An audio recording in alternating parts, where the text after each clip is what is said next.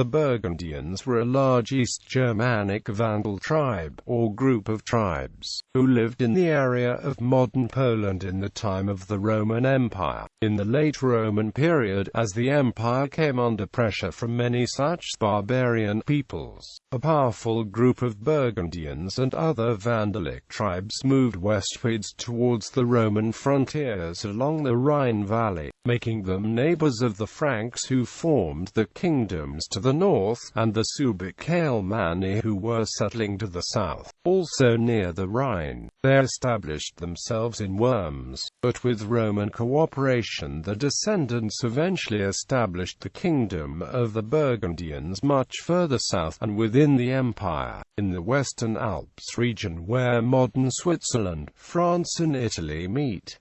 This later became a component of the Frankish Empire. The name of this kingdom survives in the regional appellation, Burgundy, which is a region in modern France, representing only a part of that kingdom. Another part of the Burgundians stayed in the previous homeland in the Oder-Vistula basin and formed a contingent in Attila's Hunnic army by 451. Before clear documentary evidence begins, the Burgundians may have originally emigrated from mainland Scandinavia to the Baltic island of Bornholm, and from there to the Vistula basin, in the middle of modern Poland.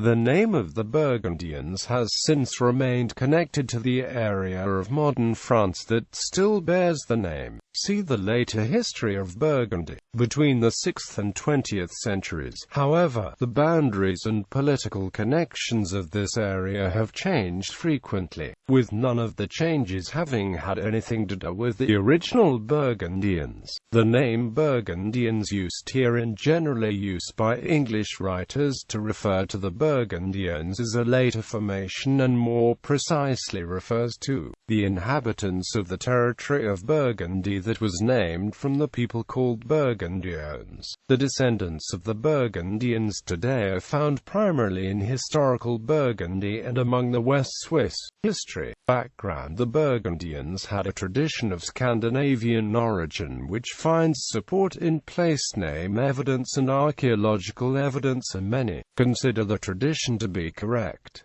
The Burgundians are believed to have then emigrated to the Baltic island of Bornholm. However, by about 250 the population of Bornholm had largely disappeared from the island. Most cemeteries ceased to be used, and those that were still used had few burials. In Thorstein's saga Vikingsna, the Veseti settled in an islander home, which was called Borgens home, i.e. Bornholm. Alfred the Great's translation of Orosius uses the name Burgender land to refer to a territory next to the land of Sueons. The poet and early mythologist Victor Rydberg asserted from an early medieval source, Vita Sigismundi, that they themselves retained oral traditions about the Scandinavian origin. Early Roman sources, such as Tacitus and Pliny the Elder, knew little concerning the Germanic peoples east of the Elbe River, or on the Baltic Sea. Pliny, however, mentions them among the Vandalic or Eastern Germanic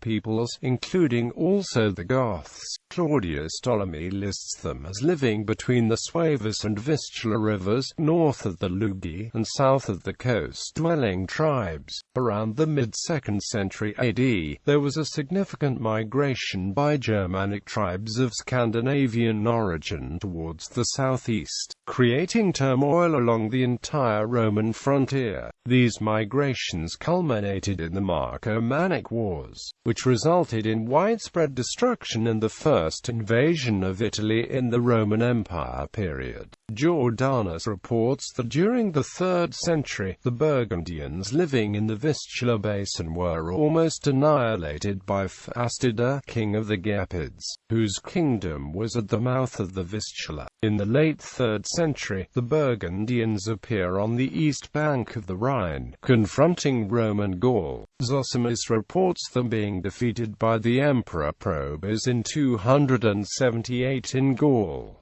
At this time, they were led by a Vandal king. A few years later, Claudius Mamertinus mentions them along with the Alemanni, a Suebic people. These two peoples had moved into the Agridecomates on the eastern side of the Rhine, an area today referred to still as Swabia, at times attacking Rome and Gaul together and sometimes fighting each other. He also mentions that the Goths had previously defeated the Burgundians. Ammianus Marcellinus, on the other hand, claimed that the Burgundians were descended from Romans. The Roman sources do not speak of any specific migration from Poland by the Burgundians, and so there have historically been some doubts about the link between the eastern and western Burgundians. In 369–370, the Emperor Valentinian I enlisted the aid of the Burgundians in his war against the Alemanni. Approximately 4 decades later, the Burgundians appear again. Following Stilicho's withdrawal of troops to fight Alaric I the Visigoth in AD 406–408, the northern tribes crossed the Rhine and entered the empire in the Völkerwanderung, or Germanic migrations. Among them were the Alans, Vandals, the Suevi, and possibly some Burgundians. Some Burgundians migrated westwards and settled as foederati in the Roman province of Germania Secunda along the Middle Rhine. Other Burgundians stayed in the previous homeland in Odovistula interfluvial and formed a contingent in Attila's Hunnic army by 451. Kingdom establishment in 411. The Burgundian king Gundahar set up a puppet emperor, Jovianus, in cooperation with Gaur, king of the Alans. With the authority of the Gallic emperor that he controlled, Gundahar settled on the left bank of the Rhine, between the river Lauter and the Nahe, seizing Worms, Speyer, and Strasbourg. Apparently as part of a truce, the Emperor Honorius later officially granted them the land, with its capital at the old Celtic Roman settlement of Borbetomagus. Despite the new status as foederati, Burgundian raids into Roman Upper Gallia Belgica became intolerable and were ruthlessly brought to an end in 436, when the Roman general Aetius called in Hun mercenaries, who overwhelmed the Rhineland kingdom in 437. Gundahar was killed in the fighting, reportedly along with the majority of the Burgundian tribe. The destruction of Worms and the Burgundian kingdom by the Huns became the subject of heroic legends that were afterwards incorporated in the Nibelungenlied, on which Wagner based his Ring cycle, where King Gunther and Queen Brunhild hold the court at Worms, and Siegfried comes to woo Kriemhild.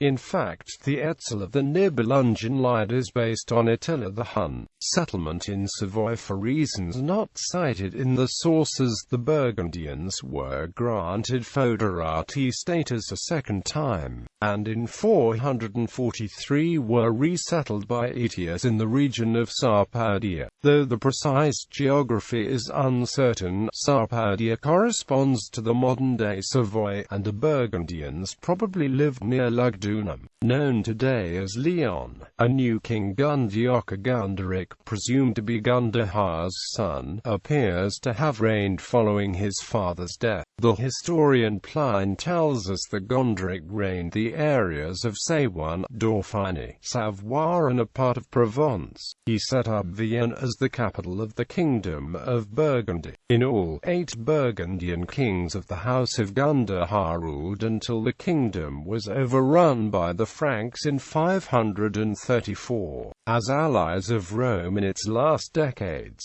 the Burgundians fought alongside Aetius and a confederation of Visigoths and others in the battle against Attila at the Battle of Chalons in 451. The alliance between Burgundians and Visigoths seems to have been strong, as Gundioch and his brother Chilperic I accompanied Theodoric II to Spain to fight the Sueves in 455.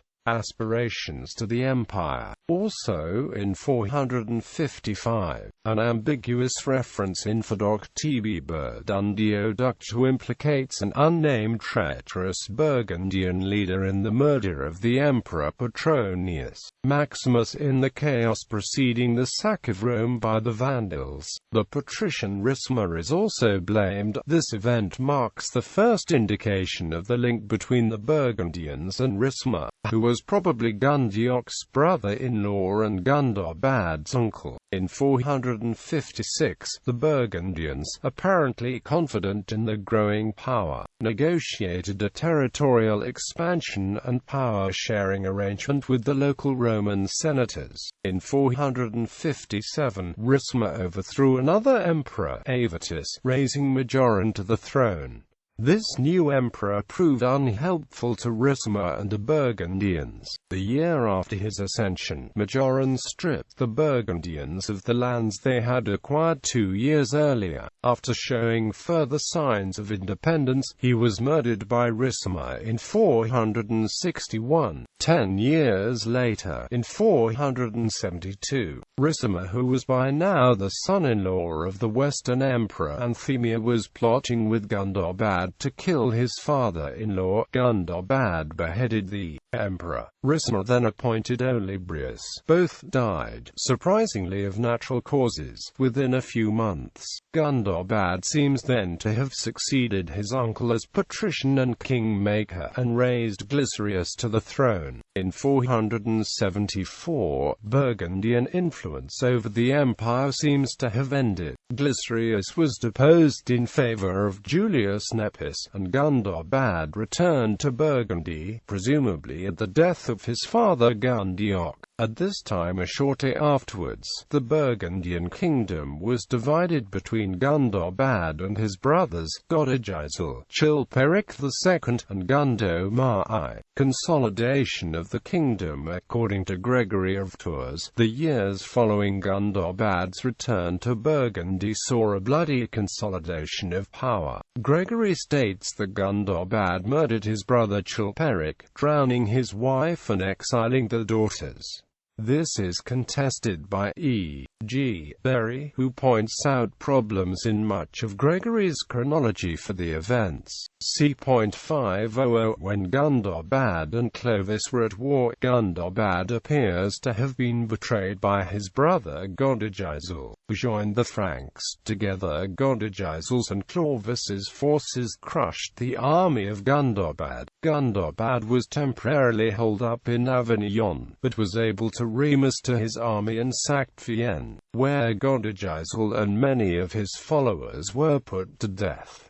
For this point, Gundobad appears to have been the sole king of Burgundy. This would imply that his brother Gundomar was already dead, though there are no specific mentions of the event in the sources. Either Gundobad and Clovis reconciled their differences, or Gundobad was forced into some sort of vassalage by Clovis's earlier victory, as the Burgundian king appears to have assisted the Franks in 507 in the victory over Alaric II to the Visigoth. During the upheaval, sometime between 483 to 501, Gundobad began to set forth the Lex Gundobarda, issuing roughly the first half, which drew upon the Lex Visigothorum. Following his consolidation of power between 501 and his death in 516, Gundobad issued the second half of his law, which was more originally Burgundian. The Burgundians were extending the power over southeastern Gaul, that is, northern Italy, western Switzerland, and southeastern France. In 493, Clovis, king of the Franks, married the Burgundian princess Clotilda, who converted him to the Catholic faith. At first allied with Clovis's Franks against the Visigoths in the early 6th century, The Burgundians were eventually conquered at Autun by the Franks in 532 after a first attempt in the Battle of Vézérons. The Burgundian kingdom was made part of the Merovingian kingdoms, and the Burgundians themselves were by and large absorbed as well. Physical appearance. The 5th century Gallo-Roman poet and landowner Sidonius, who at one point lived with the Burgundians, described them as a long-haired people of immense physical size. Why do you bid me compose a song dedicated to Venus, placed as I am among the long-haired hordes, having to endure Germanic speech, praising often with a wry face the song of the gluttonous Burgundian who spreads rancid butter on his hair. You don't have a reek of garlic and foul onions discharged upon you at early morn from 10 breakfasts, and you are not invaded before dawn by a crowd of giants.